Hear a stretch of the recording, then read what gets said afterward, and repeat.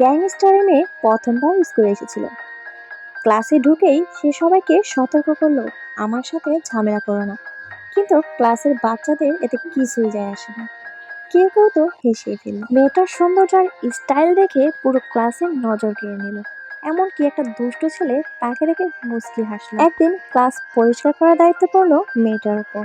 ঠিক তখনই ক্লাসের দুষ্ট ছেলেটা মনিটরকে ভয় দেখিয়ে বলল, ওর মাথায় একটা পানির বেলুন ছুঁড়ে মারো, যেন সে আমার দিকে তাকায়। মনিটর ভয়ে কাঁপছিল, তারপরও সে বাধ্য হয়ে তাই করলো।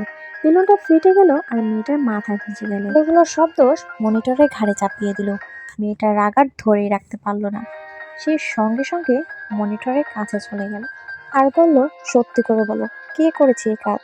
মনিটর কান্নায় ভেঙে পড়ল, বলল, আমি যদি ওর কথা না শুনতাম তাহলে আমাকে প্রতিদিন ধরে মারতো। এই কথা শুনে মেয়েটা সিদ্ধান্ত নিল ওদের একটা শিক্ষা দিতেই হবে। রাগে ফুসফুস করতে করতে সে মাঠের দিকে এগিয়ে গেল। সেখানে সে দুষ্ট ছেলেটা ফুটবল খেলছিল। ছেলেটা মনে মনে ভাবছে মেয়েটা হয়তো তার সাথে কথা বলতে চায়। মেয়েটা মুচকি মুচকি হাসলো আর ছেলেটাকে বললো, চোখ বন্ধ করো। ছেলেটা তো ভেবেই নিয়েছে হয়তো বা কিছু করবে, কিন্তু ওই মুহূর্তে যা ঘটলো যা দেখে সবাই হতভম্ব হয়ে গেল।